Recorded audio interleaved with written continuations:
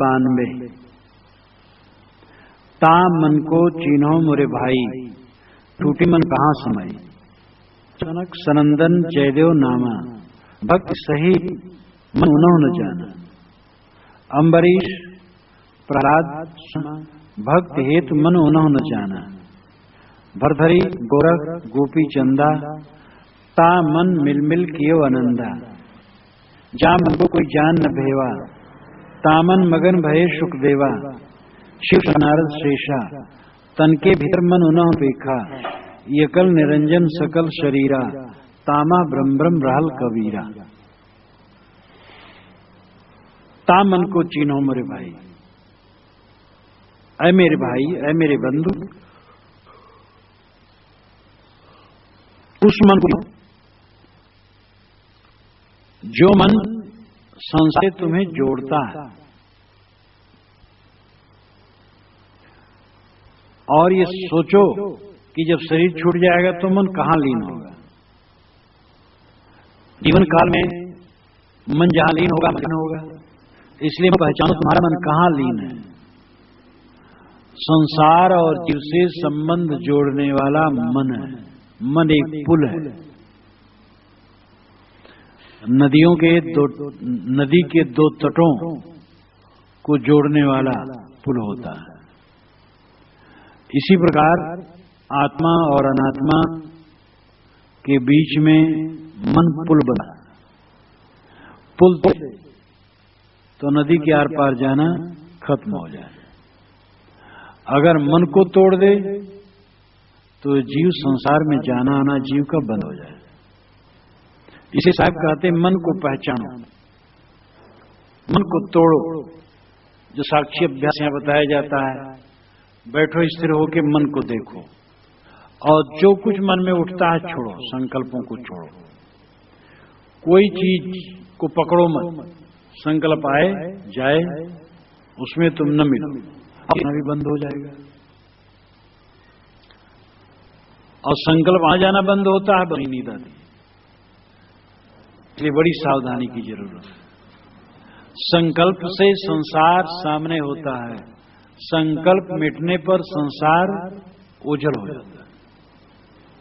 याद होता है तब लगता हमारे प्रेमी है, हमारे बैरी है, और याद नहीं होता तो क्या है। गाढ़ी नींद में आप रोज जाते हो, क्या लगता है, सब भूल जाता है। और जागृत जो सब भूल जाए, क्या पूछना है। जागृत में सब भूलने का मतलब क्या है। समाज में सब भूल गया, और बाकी विवेक की अवस्था में भी अगर मन मोह छोड़ दे तो भूला ही नहीं। मोह से ही मन में क्षोभ होता है। क्षोभ का मतलब हरकत, क्रिया, उद्रेक। मन हो तो क्षोभ नहीं होगा। क्षोभ रहित मन ये पारमार्थिक स्थिति है। मन हमारा क्षोभ रहित हो हरदम, ये हमारे जीवन की उच्चतम दशा होगी। और हमें थोड़ी में क्षोभ होता रहता है। रास्ते चल रहे हैं, कोई साइकिल लेके निकल गया, फर्ज है, मेरे मन में क्षोभ होता है, धूल एकदम रगड़ते हुए गया। कहीं भी थोड़ा मन के प्रतिकूल होता, क्षोभ होता है। अपने मन को साधना चाहिए, क्षोभ से बचना चाहिए। अबे हल्का फुल्का है, ये कोई खास नहीं है। कोई धूल उड़ा दिया, मन में चो गया, ये हल्की फुल्की बात है। उसमें भी अपने को साधे न हो। लेकिन जो राग और द्वेष की गांठ से क्षोभ होता, बहुत भयंकर बंधन है। तो मन में क्षोभ होता रहता है, मोह के नाते क्षोभ होता है। मोह नहीं होगा तो क्षोभ नहीं। मन हमारा ये प्रपंच करता है, मन को हम नहीं समझते। साहब कहते मन को चिन्हो। परमार्थ यही मन चीन लेना और मन से पार हो जाना। साहब फिर नाम गिनाते हो, बड़े बड़े नाम गिनाते हैं और इतने निडर साहब कि ऐसे ऐसे नाम लेते हैं जो एकदम शीर्ष स्थानीय पुरुष हैं।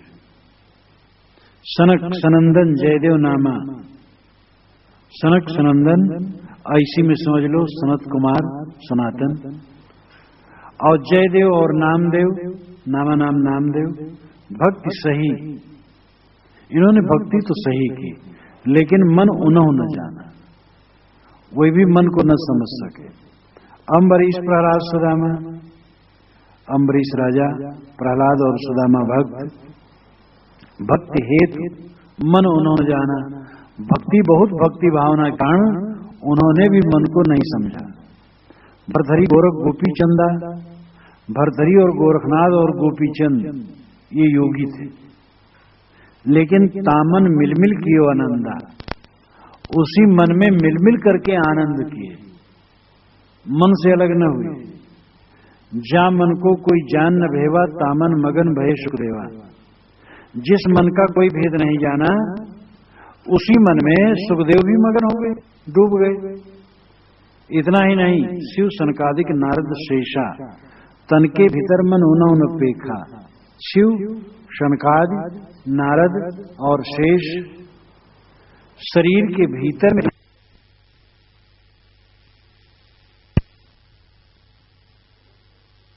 सकल निरंजन सकल शरीरा, एक निरंजन है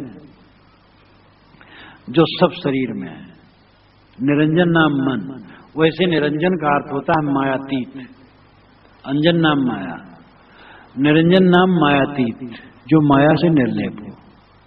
लेकिन यहां निरंजन का अर्थ है मन, एकल निरंजन, एक मन सकल शरीर, सब के शरीर में है। इसका मतलब नहीं एक ही मन सबके शरीर में है, सबके शरीर में मन अलग अलग है। अर्थ है कि सभी शरीरों में एक मन ही है जो धूमपान कर रहा। तामा भ्रम भ्रम राल कबीरा, उसी में भटक भटक करके कबीरा परेशान हो रहा है। कबीरा यानी जीव, ये मन के जंगल में परेशान हो रहा है। अब प्रश्न होता है, सनकादि अम्बरीश प्रहलाद इत्यादि, भरथरी गोरख गोपी शिव सनकादि, ये सब का नाम लिया गया है। क्या ये सब किसी कल्याण नहीं हुआ? कोई मन नहीं पहचान पाए? यहां पर जो एक जीववादी ब्रह्मवादी हैं, वह अर्थ करते हैं कि कबीर साहब ठीक कहते हैं, किसी का मोक्ष नहीं हुआ, क्योंकि जीव एक है, ब्रह्म एक है। ब्रह्मवाद में एक जीववाद एक सिद्धांत है, उनका नाम ही एक जीववाद। तो जीव एक है, दूसरे शब्दों में ब्रह्म है। और जहां एक जीव के साक्षित्व में अविद्या मिटी, तो सारे घटों की अविद्या मिट जाएगी, क्योंकि जीव एक, और तुरंत ही संसार शून्य हो जाएगा। क्योंकि एक जीव जहां मुक्त हुआ, तहां संसार रहेगा ही नहीं, क्योंकि उस जीव या ब्रह्म के अलावा कुछ तो संसार है नहीं, संसार तो केवल भास मात्र है। तो जहां एक जीव मुक्त हुआ, वहां संसार शून्य हुआ, लुप्त हुआ। लेकिन ऐसा हुआ नहीं, देखा जाता है संबंध में और संसार, इसलिए मुक्त हुआ नहीं। और एक ही जीव है, एक ही ब्रह्म है, वो मुक्त हुआ नहीं, तो फिर मुक्ति कहां हुई? सिद्धांत लेश ग्रंथ में ये प्रश्न आया गया, सिद्धांत लेश ब्रह्मवाद का गहन गंभीर ग्रंथ है, कि सुखदेवादि की मुक्ति इस सिद्धांत में व्यवधान उत्पन्न करती है। ये माना जाता है सुखदेवादि मुक्त हो गए, तो जब मुक्त हो गए तो इस संसार क्यों प्रतीत होता है? तो उत्तर दिया गया है कि सुखदेवादि की मुक्ति उपचरित, उनके सब शब्द ऐसे होते हैं कि जो आम जनता न समझे, उलझा दे। मैं कहता सुरझावन हारी, तुम राख्यो अरझाई रे, मेरा तेरा मनुआ कैसे एक हुई रे। आज सुबह गाया गया है भजन, तो सचमुच में उलझा उलझा के रखते, ऐसे ऐसे शब्द कहते हैं जो समझे न पा रहे। मतलब है एक चारिक है मोक्ष, उनका कोई अंधता मोक्ष नहीं। शंकराचार्य ने कहा कि कपिल का मोक्ष सापेक्ष है, यानी एक तरह से मुक्त हुए, सर्वथा मुक्त नहीं हुए। क्योंकि वे जड़ चेतन एक नहीं मानते थे। ये तो रोग हर जगह ही है कि मुक्ति हमारे यहां है। तो एक जीववादी यानी अद्वैत ब्रह्मवादी कहते हैं कि सुखदेवादि की मुक्ति वो भी वही सापेक्ष की तरह है, कोई अंतिम मोक्ष नहीं है। जीवन भर ठीक है, सुखी रहे, ज्ञानी रहे, लेकिन मुक्त नहीं हुए। मुक्त होते तो जहां सुखदेव संसार शून्य हो जाता। एक ही जीव है, एक ही ब्रह्म है, और तो है नहीं, उसी का आभास से प्रपंच है। अब ये बात बिल्कुल समझ में आने वाली नहीं। ये चांद, ये सूरज, ये पृथ्वी, नक्षत्र, ये जमीन, पानी, समुद्र, नदी, तारे क्या स्वप्न है? क्या ये आभास मात्र है? ये आभास मात्र नहीं है, ये अपनी जगह पर सत्य है। ऐसे लोग कहते हैं कि ज्ञान मात्र है। पारखी कहते हैं, पारखी, नैयायिक, संवादी, ये सभी जैनी, ये सभी कहते हैं कि ये टेबल ज्ञान मात्र नहीं है, इस टेबल का हम ज्ञान करते हैं। टेबल ज्ञान मात्र है या टेबल का ज्ञान करते हैं? टेबल का ज्ञान होता है, दोनों में बड़ा अंतर है। ज्ञान मात्र है मतलब हम जानते इसलिए टेबल है। जहां ये टेबल का ज्ञान गया बस टेबल खत्म, टेबल है ही नहीं है। ज्ञान होता है इसलिए टेबल है। ये जगत ज्ञान मात्र है, भास मात्र है। जगत बना है मन से, जगत मन से बना है। तार्किक कहते जगत मन से नहीं बना है, मन जगत से बना है। जगत को देख करके तब प्रतिबिंबित हुआ जगत तुम्हारे अंतःकरण में, तब मन बना। जिस चीज को देखे हो, सुने हो, भोगे हो, उसका मन बना है। और देखे सुने चीज हो ही ना तो मन कैसे बनेगा? तो शून्यवादी बौद्ध कहते हैं और वेदांती कहते हैं कि जगत ज्ञान मात्र है। साहब कहते जगत का हम ज्ञान करते हैं, जगत ज्ञान मात्र नहीं। हम जगत का ज्ञान करें चाहे न करें, जगत है। हम सो जाते तो जगत का ज्ञान में नहीं रहता, तब भी जगत रहता है। हम जब सो जाते तब भी टेबल रहती है। हमें ज्ञान भले नहीं, जब जाकर फिर देखते हैं टेबल है। इसलिए जगत ज्ञान मात्र नहीं है, किंतु जगत का हम ज्ञान करते हैं। अगर हम जगत का ज्ञान न करें तो भी जगत रहेगा। जगत आत्मा से अलग एक अस्तित्वान है, नित्य, परिवर्तनशील है, ठीक है, लेकिन वो नित्य है। उसकी जो अंतिम इकाई है वो सत्य। परिवर्तन किसमें होगा? सच ही परिवर्तन होगा। सत्ता ही में तो परिवर्तन होगा, सत्ता ही में तो परिवर्तन कहां होगा?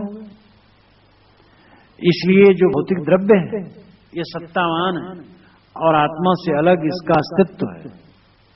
सत्तावान है, उस सत्ता ही में परिवर्तन होता है, बिना सत्ता के परिवर्तन नहीं होता है। तो मन प्राणी पदार्थों और संसार के विषयों को देख करके मन बनता है और मन जगत से जोड़ता है। जो मन को छोड़ देता है वो अपने आप रह जाता है। जो अलग से ईश्वर पाना चाहते हैं वो चाहे कितने बड़े बड़े नाम वाले हों, वो मन ही में है। क्योंकि ईश्वर, हमने कोई कल्पना की, ईश्वर 4 हाथ वाला, 8 हाथ वाला है, 7वें तपक पर है, 7वें आसमान में, अमुक लोक में है, यह ईश्वर हमारे चारों तरफ व्याप्त है। तो ये मन ही तो सोच रहे हैं, ये मन का नक्शा है। सारे ईश्वर मन के नक्शा है, सारे देवी देवता मन के नक्शा है, मन के चित्र है। उसमें जो उलझा है वो मन ही में, मन से बाहर कहां हुआ? मन को कहां पहचान पाया? अगर कल्पना करता है कि जड़ चेतन सब एक ही है, मैं सर्वत्र व्याप्त हूं, तो मन ही ऐसा सोच रहा है। और ये मन से अलग नहीं है। मन से अलग होने की तो दशा यही है कि मन को देखो, मन शांत कर दो। मन शांत हो तो शेष स्वयं रह गया, बस ये दशा सही है। और जहां अंत हुआ तहां क्या रह जाता है? शुद्ध चैतन्य मात्र और शांति। न ईश्वर रह जाता है न जगत रह जाता है अपने लिए। ईश्वर परोक्ष काल्पनिक है और जगत इंद्रिय प्रत्यक्ष है, जो पदार्थ है। और शांत हो गया तो दोनों से निवृत्त हो गई। तो इंद्रियों से देख सुन भोग करके उसका चित्र बनाओ या मन से कल्पना करके उसका चित्र बनाओ, ये सारे चित्र मन है। और मन में उलझे रहना, मन से पार होना कहां हुआ। सनक सनंदनादि शुक्लदेव ये सब अद्वैत ब्रह्मवादी थे पुस्तकों के अनुसार, जिन पुस्तकों में इनका वर्णन है। और उसमें परमार्थ यह है कि सारा विश्व मैं ही हूं, एक ही सत्ता है जो मैं हूं और सब कुछ मैं हूं, सर्वम खलुदम ब्रह्म। और ये मन ही, मन की कल्पना है, मन की कल्पना से अलग कुछ नहीं। मैं सर्वत्र व्याप्त हूं। यहां कुंभ मेले में छठ की बात है, प्रयाग के कुंभ मेले में एक स्वामी जी सन्यासी जा रहे हैं और उधर से एक पारखी संत आ रहे थे। दंड प्रणाम हुआ आपस में, कहे स्वामी जी आप कहां रह रहे हैं? तो खड़े हो गए, कि ये पूछो मैं कहां नहीं रह रहा हूं। मतलब मैं ही तो सब जगह हूं, सर्वत्र व्याप्त हूं, मैं कहां नहीं हूं। अब ये केवल जबान से कहने की बात है। बड़े बड़े वेदांती ने शिष्य को चिट्ठी देते हैं, सर्वत्र व्याप्त, चिट्ठी कहां देते हैं? उपदेश करते हैं, दूसरे को प्रतीत करते हैं, दूसरा है तत्व उपदेश करते हैं।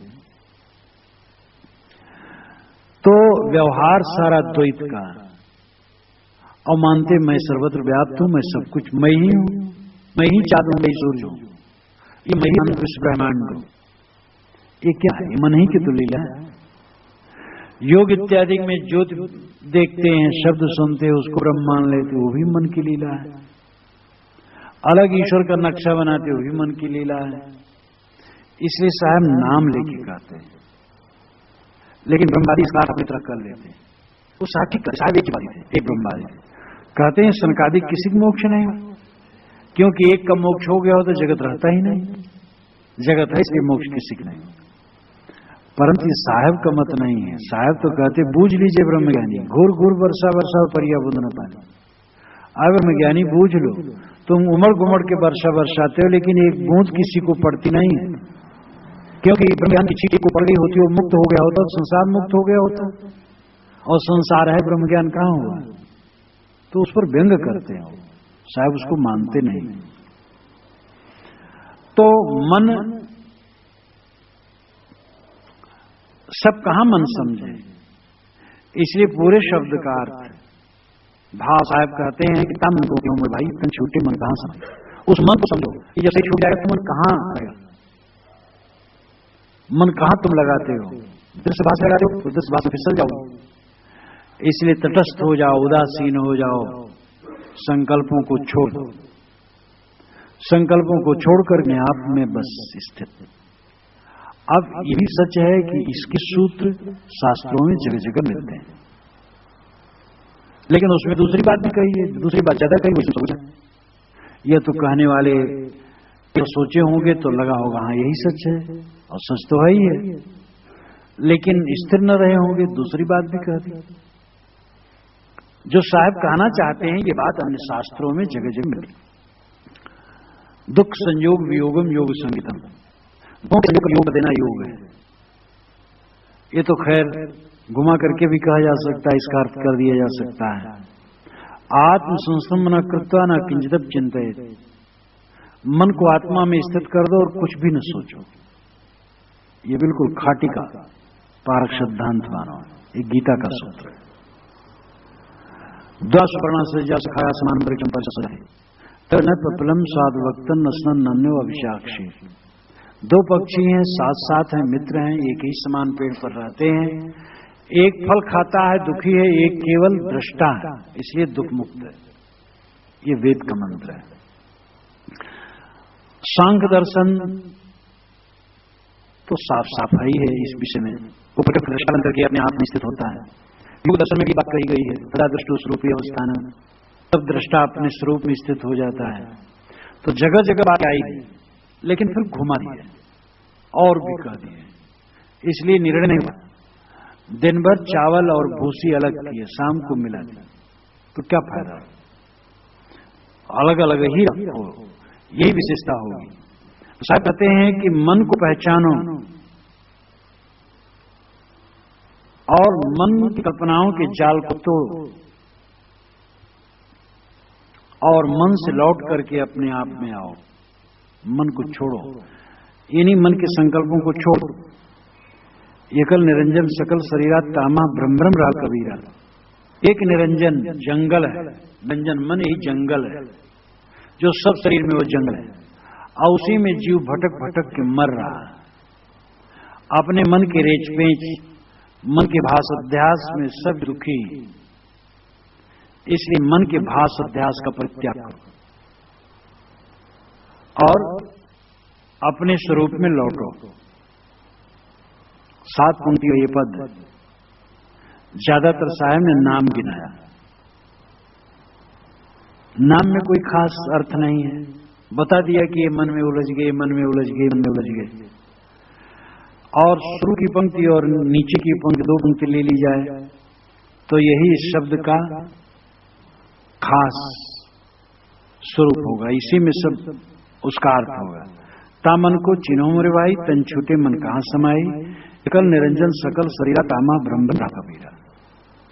और बीच में तो यही है कि ये लोग सब मन के चक्कर में पड़ गए, मन ही के नक्शा को बनाते रहे। ब्रह्मवाद हुआ तो मन का नक्शा, ब्रह्म नाम श्रेष्ठ, स्वयं श्रेष्ठ, लेकिन सब जड़ चेतन एक मानव नक्शा, अलग ईश्वर के दर्शन पाने की इच्छा वो मन का नक्शा, स्वर्ग लोक आदि की कल्पना वो मन का नक्शा, ज्योतिनाद विद्या में अटके वो मन का नक्शा, रिद्धि सिद्धि में योगी लोग अटके वो मन का नक्शा। तो ये मन के नक्शे ही में सब उलझ गए। भक्ति नाम लिए, योग नाम लिए, ज्ञान नाम लिए, लेकिन मन के नक्शे उलझे रह गए। और जहां मन का नक्शा तोड़ दिया गया वहां सब खत्म है। साधारण भाव यही है कि जो पाना है वो कुछ पाना नहीं, सबका विसर्जन कर देना है, अपना रूप ही स्वयं शेष है। इसलिए मन से तुम बाहर की चीजों को पाते हो। मन का नक्शा तोड़ दो, बस बाहर का आगमन खत्म, बस स्वयं रह गए। मैंने उदाहरण दिया था कि पुल नदी में है तो इधर से उधर आना जाना हो रहा है, पुल तोड़ो आना जाना बंद। मन का नक्शा तोड़ दो, मन खत्म। अब कहने में तो थोड़े ना, मन का नक्शा तोड़ने जिंदगी भर तोड़ते रहना पड़ता है। और जो एकदम तोड़ देता है तब भी सावधान रहना पड़ता है, लेकिन रास्ता यही है। कहें कबीर सुनो साधो तब ही वैसा हो ही रहे, मेरा मनुआ कैसे एक हो ही रहे। तो मैं कहता सुरझावन हारी मुराखे और झाई रे, मैं कहता हूं जागत रहियो तू जाता है सोई रे, मैं कहता निर्मोही रहियो तू जाता है मोही रे। सदगुरु धारा निर्मल बहती तामे काया थी, कहें कबीर सुनो वैसा दो तभी वैसा हुई रे। तो तभी वैसा हुई रे, जब मन के जाल को तोड़ दोगे तभी वैसा होगे, तभी निस्वरूप में स्थित होगे, तभी कृतार्थ होगे। इसलिए सदगुरु कहते हैं कि अपने मन को चिन्हो, उस मन को चिन्हो, ता मन को, उस मन को चिन्हो जो तुम्हें संसार में डुबाता है। और फिर विचार करो कि शरीर छूटने पर मन कहां समाएगा। तो शरीर रहते रहते अगर मन संसार में डूबना बंद हो गया, आत्मस्थ हो गया, तो वह सदा के लिए आत्मस्थ है। अपने आत्मा में स्थित हो और मन के जंजाल को तोड़ दो, यही सदगुरु कबीर का उपदेश है।